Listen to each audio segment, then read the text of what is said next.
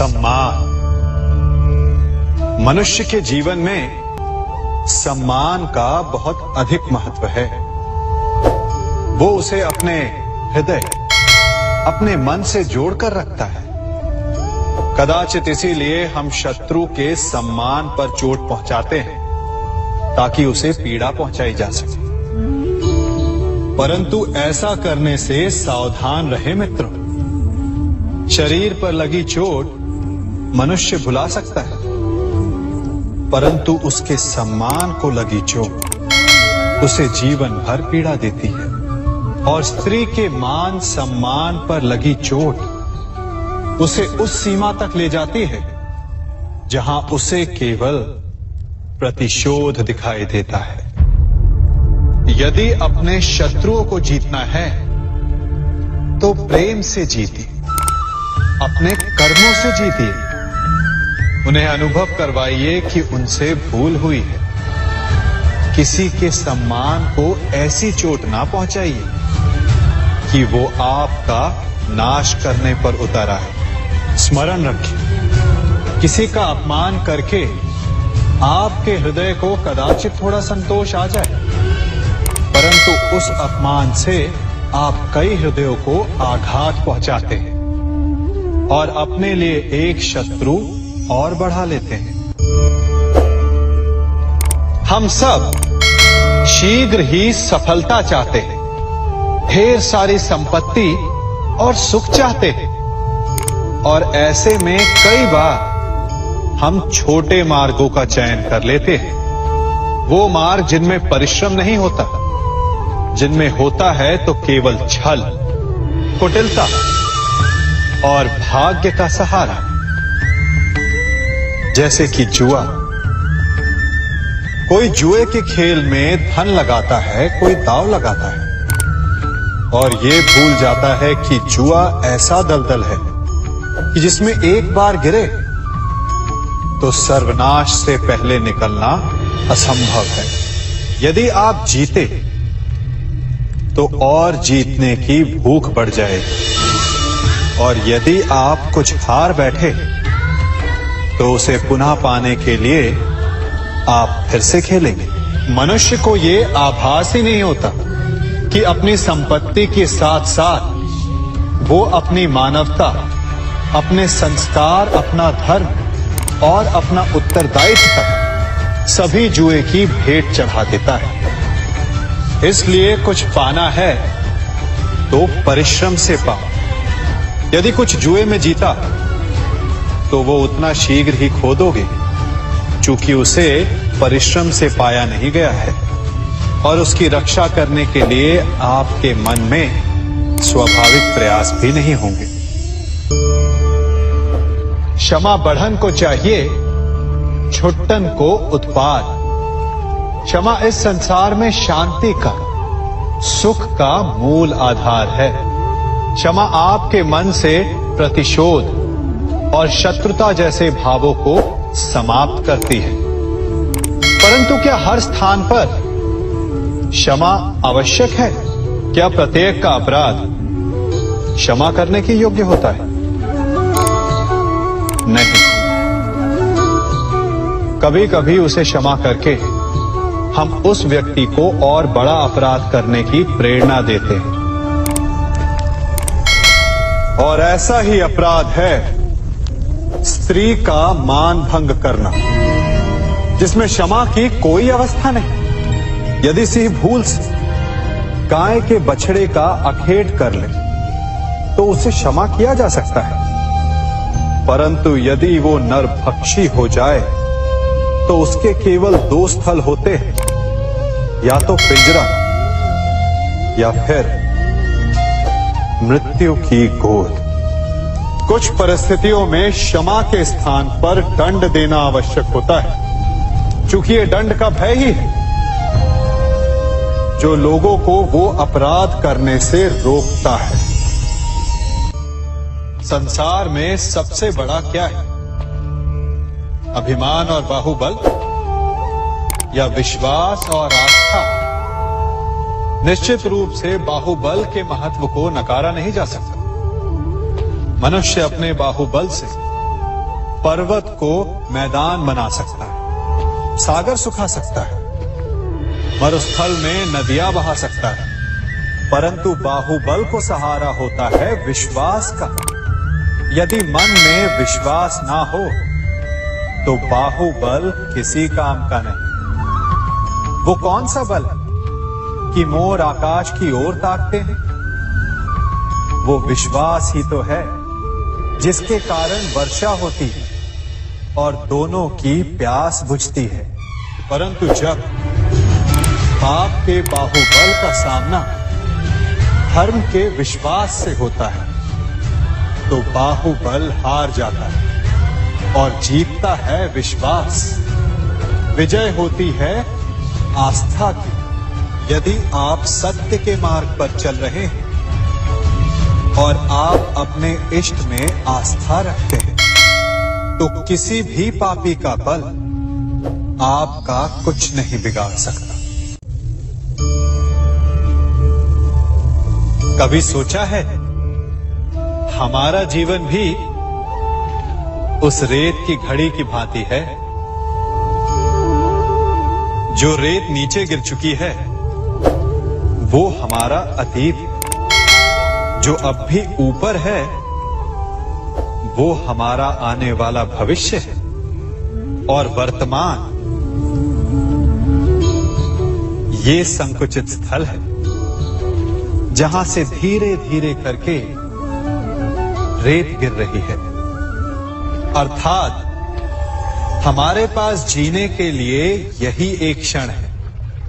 उसका उपयोग कैसे करना है ये हम पर निर्भर करता है। जो बीत गया उसका दुख मनाना है या जो भविष्य में होने वाला है उसकी प्रतीक्षा में क्रोध करना है। सब कुछ करने के लिए यही एक क्षण है।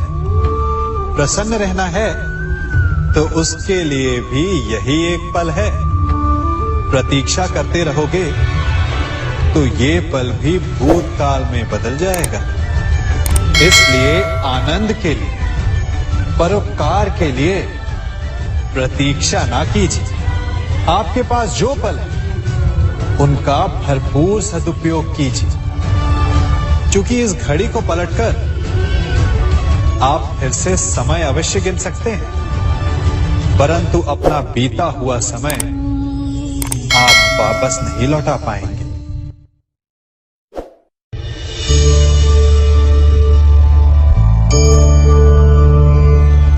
मनुष्य के जीवन में संतान का बहुत महत्व है।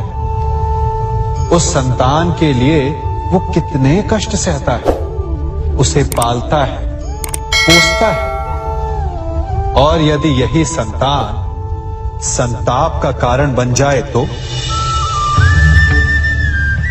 क्या ये उसका दोष है? अधिकतर ये दोष हमारे लालन पालन का होता है। बचपन में बालक के हठ को मानकर हमें आनंद की अनुभूति अवश्य होती है, परंतु धीरे धीरे अपने बालक के हठ को मानकर उसके हठ के दास हो जाते हैं। एक हठी उद्दंड और असंस्कारी संतान उस सूखे वृक्ष के समान होती है कि यदि जिसमें आग लग जाए तो वो सारे वन को भस्म कर डाले। और स्मरण रहे, जब उसमें अग्नि लगती है तो सबसे पहले वो स्वयं के घर को ही भस्म करती है। इसलिए जब आवश्यकता हो तो अपनी संतान के हठ का विरोध करें, उसे रोके, क्योंकि यदि समय रहते ऐसा ना किया गया तो भविष्य में इस समस्या के परिणाम गंभीर हो सकते हैं। प्रतिज्ञा, वचन, ये सब मनुष्य ने समाज को सही दिशा में रखने के लिए बनाए हैं। वो मनुष्य ही क्या जिसके जीवन में नियम ना हो, जिनका वो पालन ना करे, परंतु समय के साथ चलने के लिए नियमों को बदलना भी आवश्यक होता है, क्योंकि ये आज का समय ही तो है जो बीत जाने के पश्चात इतिहास बन जाएगा। यदि आवश्यकता पड़ने पर नियम और प्रतिज्ञा भंग ना की जाए, समय की मांग के अनुरूप अपनी प्रतिक्रिया ना बदली जाए, तो इतिहास हमें कभी क्षमा नहीं करेगा। आवश्यकता पड़ने पर आपकी तोड़ी हुई एक प्रतिज्ञा, एक बंधन कभी कभी पूरे मानव इतिहास को बड़े विनाश से बचा सकता है। इसलिए नियम, प्रतिज्ञा, वचन कुछ नहीं, कुछ है तो केवल समय, जिसके अनुरूप चलने वाला ही सफल हो सकता है। कभी किसी पक्षी को घोंसले की नींव बनाते देखा है? अथक परिश्रम करके तिनका तिनका बिटोर कर वो पक्षी अपना घोंसला बनाता है, अपनी संतान के लिए एक सुरक्षित घर बनाता है। और फिर कहीं से तीव्र आंधी आती, भारी वर्षा होती और उसका घोंसला तिनका तिनका करके बिखर जाता है। फिर वो पक्षी क्या करता है? वो रोता नहीं, ना ही विलाप करता है। वो बिना विलंब करे फिर से अपना घोंसला बनाना प्रारंभ कर देता है और सफलता पाता है। फिर हम क्यों छोटी छोटी असफलता से भयभीत होकर परिश्रम करना छोड़ देते हैं? एक बात सदा स्मरण रखिएगा, हर वृक्ष कुल्हाड़ी की एक मार से नीचे नहीं गिरता, हर चट्टान घन के एक प्रहार से नहीं टूटती। सफलता पाने के लिए अनावरत परिश्रम करना ही मात्र एक मार्ग है। स्वीकारण, सत्य का स्वीकारण मनुष्य के लिए बहुत ही महत्वपूर्ण है। जब तक मनुष्य सत्य को स्वीकार नहीं करता, उसे असत्य से लड़ने की शक्ति प्राप्त नहीं होती। जब आप भोजन करते हैं तो क्या होता है? आपका पेट स्वीकारता है कि वो भर चुका है और आप भोजन करना बंद कर देते हैं। जब आपको निद्रा आती है तो क्या होता है? आपका मन स्वीकारता है कि आपका शरीर थक चुका है और उसे विश्राम की आवश्यकता है। उसी प्रकार जब आपको किसी व्यसन को रोकना हो तो आपको स्वीकारना पड़ता है कि बहुत हो चुका, चाहे वो लालच हो या मदिरापान। उस व्यसन का त्यागना तभी प्रारंभ होता है जब आप ये स्वीकार कर लेते हैं कि आप उस व्यसन के बंधन। संसार का सबसे बड़ा पाप क्या है? असत्य बोलना, हत्या कर देना, चोरी करना या किसी का अपमान करना। संसार का सबसे बड़ा पाप है किसी निर्बल को सताना, और संसार का सबसे बड़ा दंड भी उस निर्बल के मुख से निकली हाय है। आप देख रहे हैं मैं क्या कर रहा हूं? मैं लौह पिघला रहा हूं, और ये लौह पिघलता है इस चमड़ी की बनी धूनकी से निकली हवा से। तनिक सोचिए, एक मृत पशु की खाल से बनी धूनकी इतने कठोर लोहे को भस्म कर सकती। ठीक उसी प्रकार आप चाहे जितने भी शक्तिशाली क्यों ना हो, यदि आपने किसी निर्दोष, किसी निर्बल को सताया तो उसके मन से निकली हाय और उसका श्राप आपके जीवन को भस्म कर सकता है। स्वर्ण, सज्जन पुरुष और परोपकारी मनुष्यों की गति एक समान होती है। यदि स्वर्ण टूट जाए तो उसे गर्म करो, ताप दो, पिघल कर वो फिर से जुड़ जाता है। ठीक उसी प्रकार मतभेद होने के पश्चात भी एक सज्जन पुरुष और महान पुरुष फिर से मित्र बन जाते हैं। परंतु दुर्जन दुष्ट माटी से बने लोग उस पके हुए मटके के समान होते हैं कि जिनमें यदि एक बार दरार आ जाए तो वो स्वयं ही स्वयं का सर्वनाश कर लेते हैं। इसलिए मित्रता केवल सज्जनों से ही करें ताकि मतभेद ना हो। दुष्टों का समूह अपना नाश स्वयं ही कर लेता है। यदि कोयले की खान में जाओ तो चाहे जितनी भी सावधानी बरतो, अपने वस्त्रों पर कालिख लग ही जाती है। इसलिए दुष्ट मित्रों से सावधान, सज्जन शत्रु प्रत्येक परिस्थिति में श्रेष्ठ है। प्रत्येक मनुष्य सफलता पाने के लिए कार्य करता है। कुछ सफल होते हैं, कुछ नहीं होते, और जो सफल नहीं होते वो सदा अपनी असफलता का कारण या तो अपनी परिस्थितियों को बताते हैं या अपने सहयोगियों को दोषी ठहराते हैं। परंतु क्या वास्तविकता में ऐसा ही होता है? क्या कोई परिस्थिति या कोई व्यक्ति किसी की असफलता का कारण बन सकते हैं? उत्तर हां भी है और ना भी। कैसे? आप इस तितली को देख रहे हैं? आपने एक मक्खी को भी देखा हो।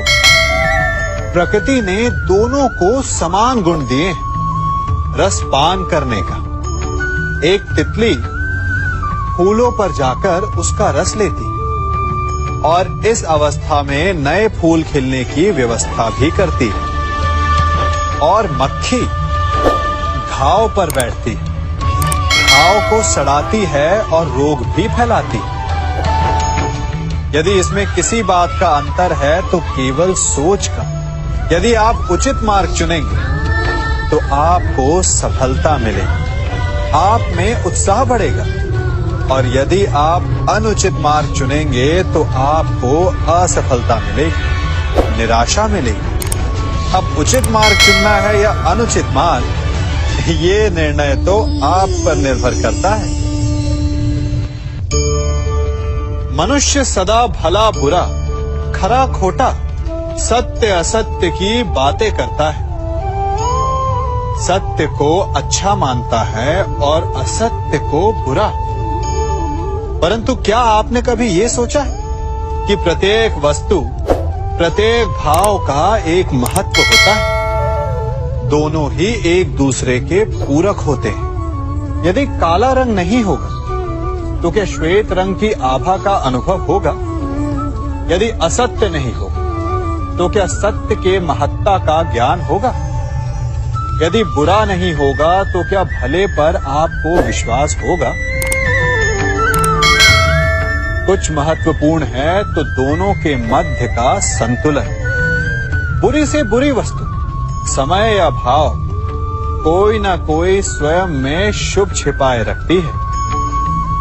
कभी काले गरजते मेघों को देखा है? उसके किनारे भी एक स्वर्णिम आभा होती है। उसी प्रकार यदि आपके जीवन में बुरा समय आए तो आपको अपने सच्चे मित्रों की पहचान हो जाती है। तो बुरे समय में निराश ना हो, उसमें भी कुछ शुभ खोजने का प्रयास करें, और धीरे धीरे सब कुछ आपके जीवन में स्वतः शुभ हो जाएगा। संसार में सबसे महत्वपूर्ण क्या है? दृष्टि या दृष्टिकोण, समझ या सोच? सामान्यतः मनुष्य की दृष्टि और सोच में अधिकतर वो वस्तु, वो घटनाएं, वो भाव श्रेष्ठ हैं जो हमें आनंद दे, और जो हमें आनंद नहीं देते उन्हें हम दुखदाई मान लेते। परंतु दृष्टिकोण और सोच को यदि एक भिन्न कोण से देखें तो परिस्थितियां भिन्न सिद्ध हो सकती हैं। जिस प्रकार भीषण गर्मी हमें सुहाती नहीं, परंतु वही गर्मी सागर और नदियों के जल को वाष्पित करती है और हमें मनोरम वर्षा का आनंद देती है, उसी प्रकार भीषण परिश्रम के पश्चात हमें सफलता मिलती है। वर्षा के पश्चात हमें हमारा लक्ष्य मिलता है। तो सदा स्मरण रखिएगा कि दुख और पीड़ा से भागे नहीं, क्योंकि यही भविष्य में आने वाले सुख का मूल है। जब भी आपने यात्रा की होगी तो अवश्य अपने मार्ग के आसपास कुछ रिक्त स्थान देखे होंगे, कुछ खेत देखे होंगे, कोई ना कोई भूमि का टुकड़ा अवश्य देखा होगा।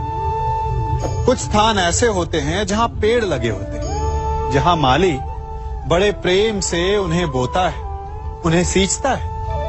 और कुछ स्थान ऐसे भी होते हैं जहां बिना माली के खरपतवार उग जाते हैं, कुछ अन्य पौधे उग जाते हैं। माली द्वारा उगाए वृक्ष हमें ठंडी छाया देते हैं, हमें फल देते हैं, ईंधन के लिए लकड़ियां देते हैं। और बिना परिश्रम के उपजित खरपतवार यदि कुछ करते हैं तो ये कि वो भूमि को बंजर बनाते हैं। हमारा मन भी रिक्त भूमि की भांति होता है। यदि अपने परिश्रम से उसमें सुविचारों के बीज डालोगे तो फलदायक विचार उपजेंगे, और यदि उसे रिक्त छोड़ दिया तो खरपतवार की भांति अनुपयोगी विचार आपके मन को अपना घर बना लेंगे, आपके मन को मैला कर देंगे, उसे बंजर कर देंगे। अब निर्णय आपका है कि आपको सुविचार देने वाला मन चाहिए या कुंठा देने वाला।